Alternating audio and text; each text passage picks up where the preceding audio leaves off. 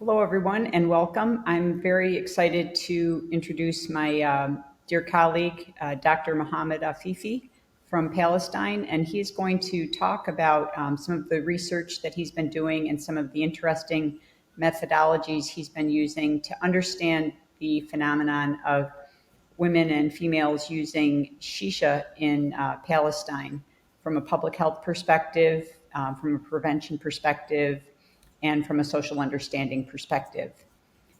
Mohammed Afifi is the executive director for the Substance Abuse Research Center in Palestine. He's been doing groundbreaking and interesting work both internationally as well as focusing specifically on the needs of Palestine. And he's going to provide us with information and background also about the country where he lives, and the territory and the area, as well as looking at the specifics around the phenomenology of Shisha use. Mohammed, I turn it over to you. Thank you. I'm really glad, Lisa, that we met after we finished our training in Strasbourg. But now I'm also very happy that I have the chance to introduce something about my work, our work really, in Palestine, which is, I feel, a little different from what other people do, simply because in our area we have very limited resources, and we have to modify many of the activities to get the result without paying much price for it. Now, as you mentioned, I'm from Palestine, and Palestine is just occupied area at the same area of Israel. It is just mixed together. We have two places, Palestine, are West Gaza and West Bank, as it is seen in the map. And before I discuss really our before I discuss our experience with the data collection, it may be important just to give idea about our area, so you know why we are trying to modify some activity. Now, according to the map you have, Palestine has two places, Gaza and West Bank. Gaza is the down one, which is about 365 square kilometers, very crowded, about 2.3 millions of people living there. And on the other side, West Bank is a bit larger area, 3,000 square kilometers, and living with it 3,200,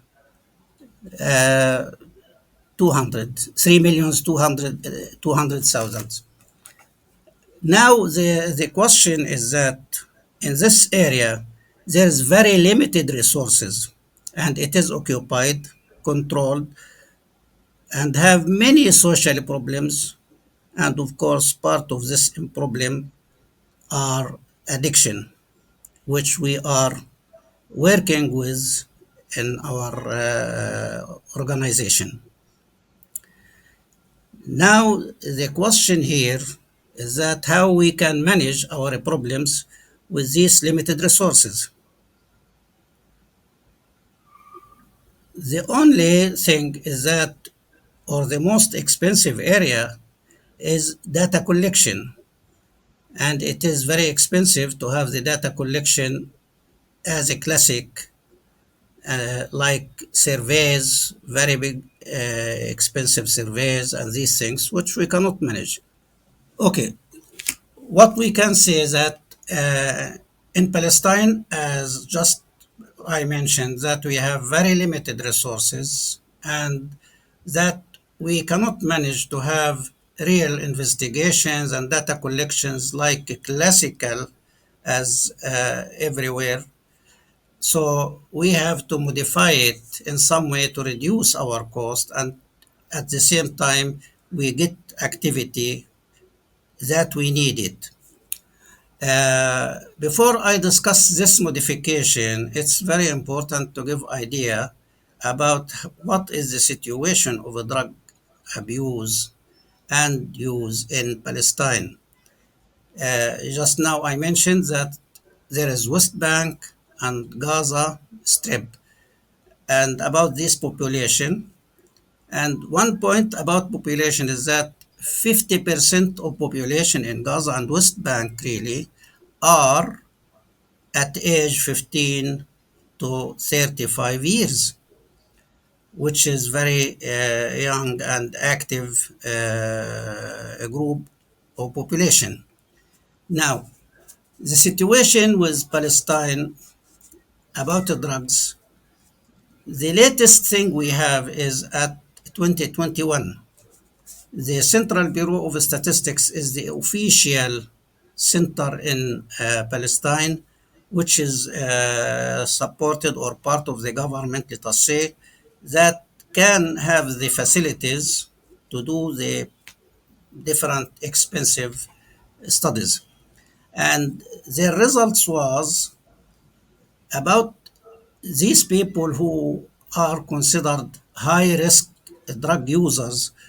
These are about 1.8% of population are high risk group of users, which is something like a 26,500. And these 1.8% of population are increasingly, because this number of people was about less than half 10 years back.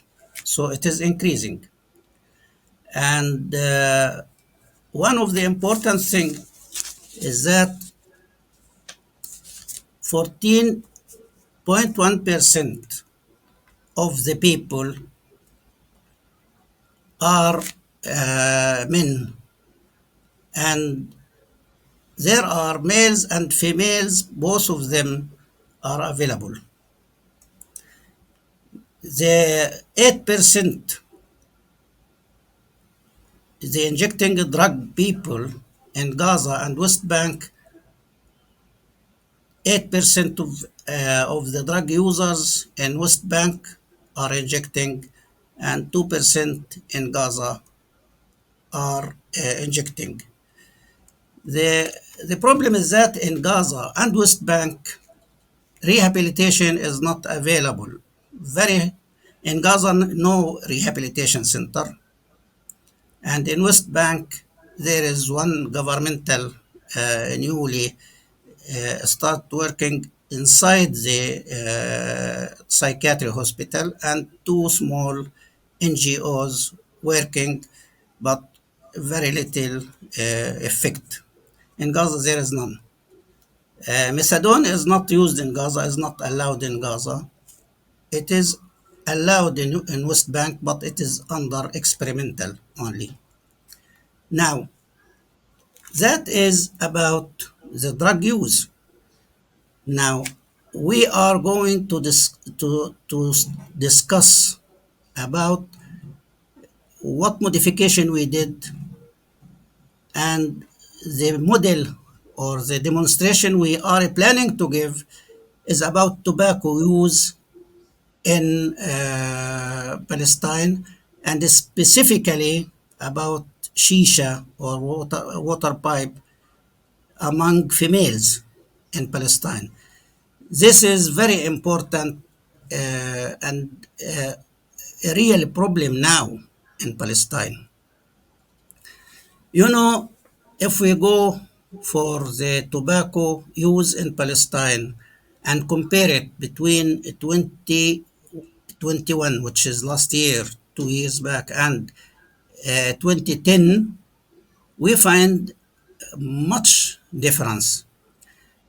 Total tobacco users was In 2010, 22.5, and last year it was 31.3%, which a much increase. And the males was in 21 in 2020, 2010 it was 41.9, and in 2021 becomes 54.4. Now, what is really for us exciting is that females increasing from 2.3 in 10 to 7.7 in 21. And that is in both Gaza and West Bank increasing. West Bank even more than Gaza. The Shisha itself, 20%, 0.8 of all smokers in Palestine are smoking Shisha alone, other than the group which are mixing Shisha and cigarettes. Males, 40.4 are using Shisha alone. But the striking is that about females smokers, 67.2 are only Shisha smokers. This is was striking.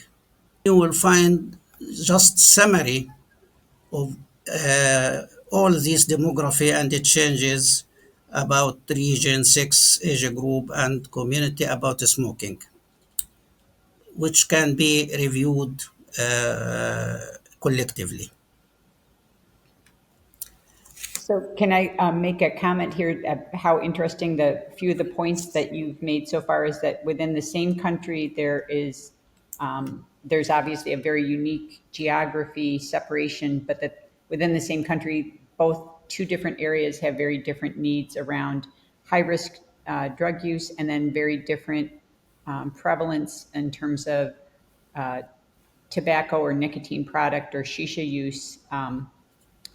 Between the two. And when we look at it based on gender and sex, there's even more differences. So it's very interesting in terms of how you can kind of drill down to looking at how do you tailor and understand a very specific problem within a country, Yeah, within a region. So you know, fascinating. yes, this. You know why we are speaking about females smoking shisha and this huge number and the change. It has because the reaction of community towards females smoking is even different from males who are taking drugs. Community and the society are usually becomes addicted to see, or they are frequently seeing males addicting and smoking everywhere and even using drugs. But we are not really seeing much women. Even it is stigmatizing. You know, in our area, to see the lady catching a cigarette or catching shisha, it is stigmatizing.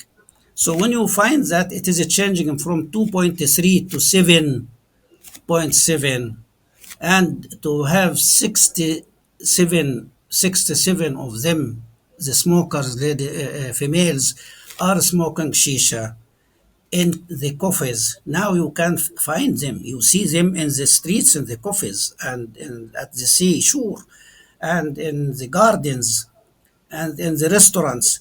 They are using shisha.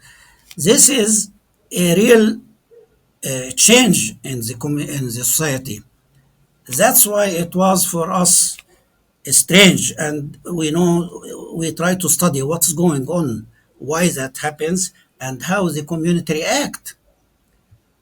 What are the people say about that, and why this is happened? Okay, they are smoking before, but it was little less than that, and not very overt and open in the society. So there is a real change in the society towards this issue. What we try to do is to know what's going on and how the community accepts this. What is the reaction of them when they say the girls and females are smoking shisha? That is for us something needs study more even than men who are using cannabis or heroin, because this is we are accustomed to see it every day and this is a chronic problem. But for smoking females, we feel it is a growing problem. That's why we took it in consideration and try to catch it. And unfortunately, when we discuss that, what happened about these girls or these ladies, we couldn't find all the informations we need from the survey we did first time. We did a smoking survey. We tried to put it was long one, but when we get the answers, there was something still missing. Why they are doing that? What happened? What are the people doing, thinking about them? How they reacting? That's why we tried our modification. Now, what is our modification? Our modification is simply try to mix all the activities of the data collection in a way to get what is inside the people. What we are doing now is that we, instead of having just completing questionnaires, distributing somewhere here and there, and collect this. You know what happens? We detected that whenever you use questionnaires in this way, you go, for example, to a university or something and distribute 500 questions or questionnaires or 200, and then you collect them. We detect that the answers are not reliable, really. Many of these answers are just like that. They are not reliable. You can't be. They are just automatically answering, and most probably they are lying. So what we did, yeah, unfortunately, that's what we detected. So what we did, we start to visit organizations and even groups and take them 20 to 30 people, small groups. And then we have the questionnaire available, but we do this way. We have this is inside, and we have the team, and then we explain to the group why we are there. We are there for prevention of tobacco smoking. And after we explain why we are there, we ask them that we have simple questionnaire. We needed to fill it at the beginning for people who wants to. We don't give them to the one who wants to fill it. Please fill it, and the team will help you. So if you a number of questionnaires will be completed. Then the tricky thing, we have short presentation. We train the team for something different than regular presentation. We have a presentation which when you see it, you don't find too much. For example, my presentation now, which you have, is not the one we use it. This is just to give informations. The one we used for smoking with these small groups, more or less more questions and hints than information. Pictures says uh, questions about dangers, about the different things, hints, and then we ask the people to answer that. So they will start discussion, and then the one who says something, somebody else will reply for him. You will find some cultural issues that were hidden inside them coming out without they know, without their knowledge. They just in reaction. No, this is not the one. No, this is cannot be that way. No, no. Religiously, it's not accepted.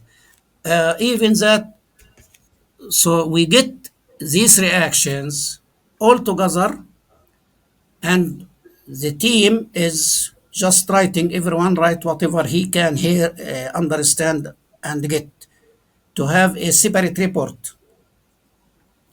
And we took all these reports after that to be reviewed. And we have very strange results.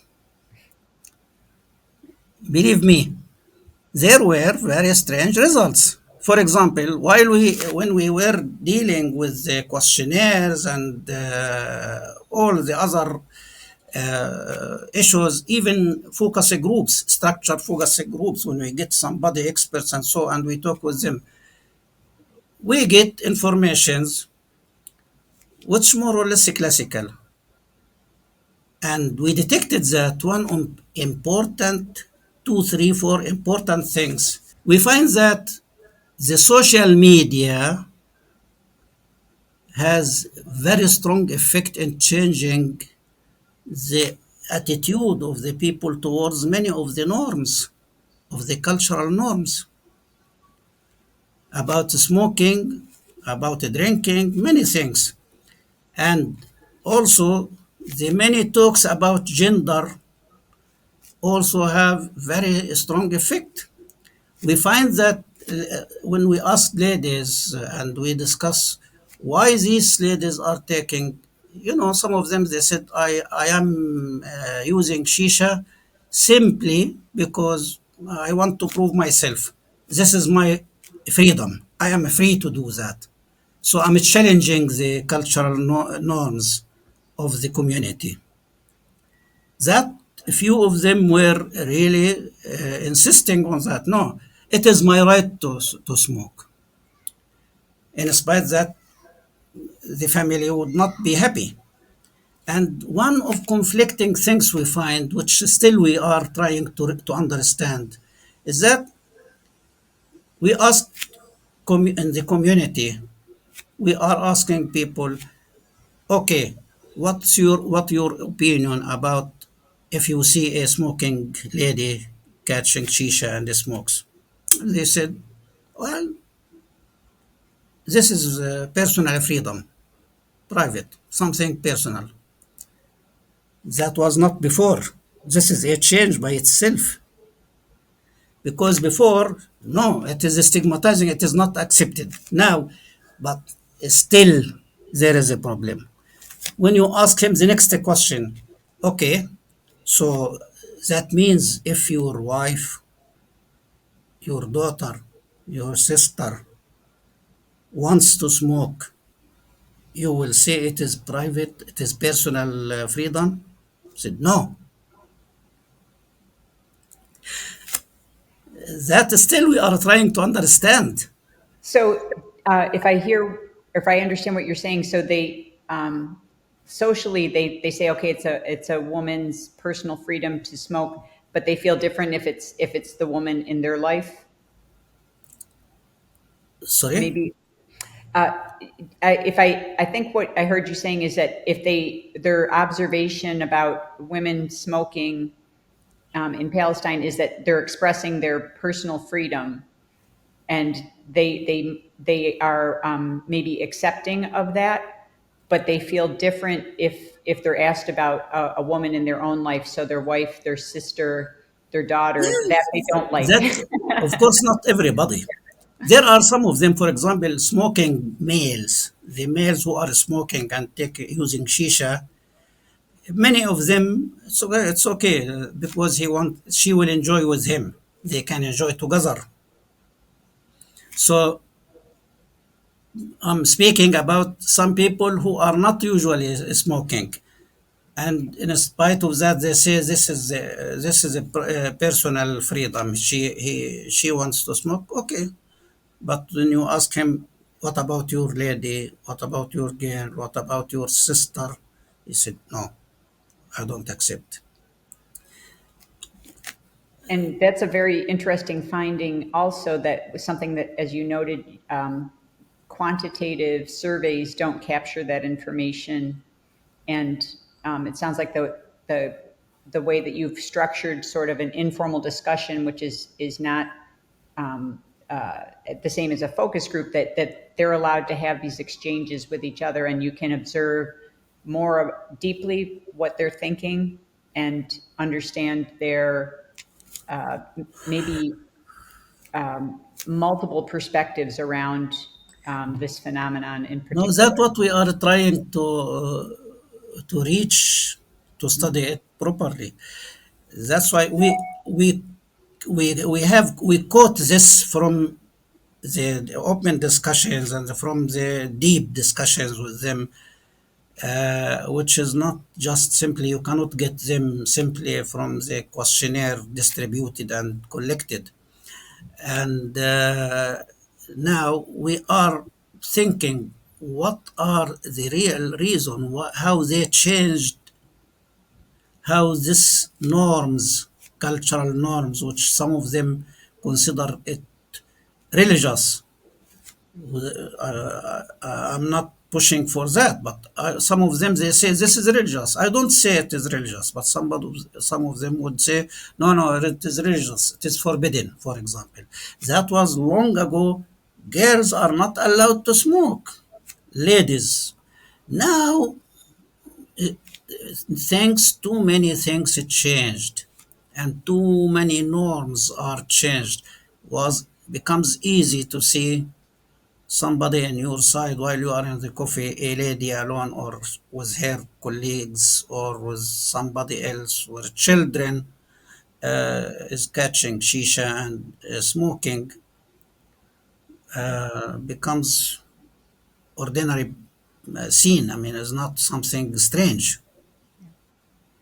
So thank you for that insight. And I want to also note that this is an interesting methodology. You're using it here to understand this specific phenomenon, but as I understand from some of our conversations, that you use this sort of open discussion approach to understanding the problems and the needs behind it, so that you can maybe do preventative efforts and address Yeah. these very sensitive topics that have so many layers around health, around culture, and personal freedoms. Yes. Look, now for our modification, just I want to stress for one thing, to have a good open discussion among these attendants, the 20 or 30 persons. You have to initiate this discussion. We initiated it by good designed small presentation that doesn't give much information but gives hints, raise questions, and then the presenter is trained to send these questions and hints throw it them to the attendants, so they start to react and start then to discuss together and start to oppose each other, and to get, while they are opposing each other, they get something hidden inside.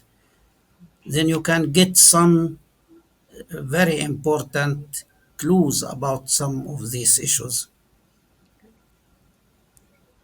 Thank you so much for sharing this with us. And I believe it will be very helpful for people who watch this interview and this video to understand also um, the ways in which you can approach a situation with uh, maybe you have an agenda or an objective to learn more about the problem, but you're not leading the people in any specific direction. You're letting the information come forward from them, and in that way, you're able to very much understand what motivates their use, and maybe find out ways that you might be able to reduce initiation of use in the future, and the like. Are there any closing comments that you'd like to share with people who might be looking at this in terms of understanding um, uh, the way that you've been able to both cost effectively and effectively gather this information for people who might be looking at trying to understand a new health trend or new substance use trend in their own communities? Well, the only thing I want to add is that at the beginning, this modification we did it simply because we felt we cannot afford the ordinary expenses for the classical data collection methods. For example, as you know, when you have a real and good designed survey, that means you have to calculate enough samples, stratified, carried, something which at the end you pay a lot of money for the collecting data. We cannot afford that. So the first urge for us was to change is to save money and we can still have the answer. But now, after we start to find some strange answers and something we couldn't get by having survey and even by having focus groups and experts, because they will start to have a rigid answers, something be prepared. We start to find uh, and to feel that this is really can be a data collection method which will give very excellent results in answering the really questions. I don't care in this method about 100%, 15%, 40.1%. These figures does not mean anything for me in this method. I'm not looking for that. This is for the people who have money, like the PCB done doing that survey and give me thank you and thank for them for giving me the figures to help me. But what I need is to have answers for the questions. What are the causes of this problem? There is social problem I have, so I need what are the causes for this problem? What are the reactions of a community towards it?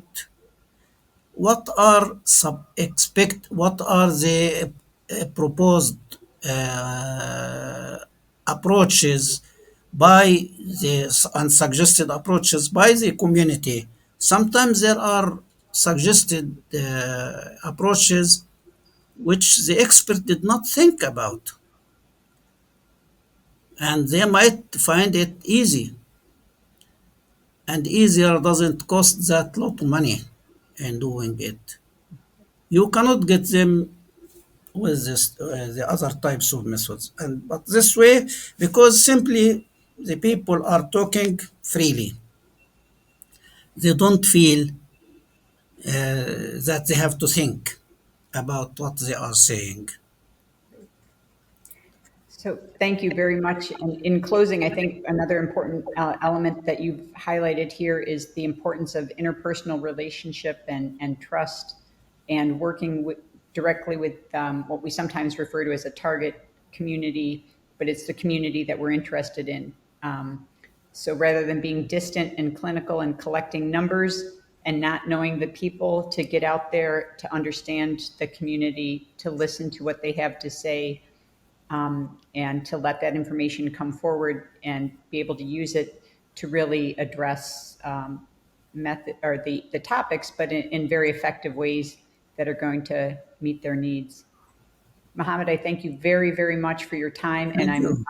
delighted to have crossed paths with you and to learn about the strategies you're using and to learn more about your country and the very unique situations in the two very different regions. Thank you.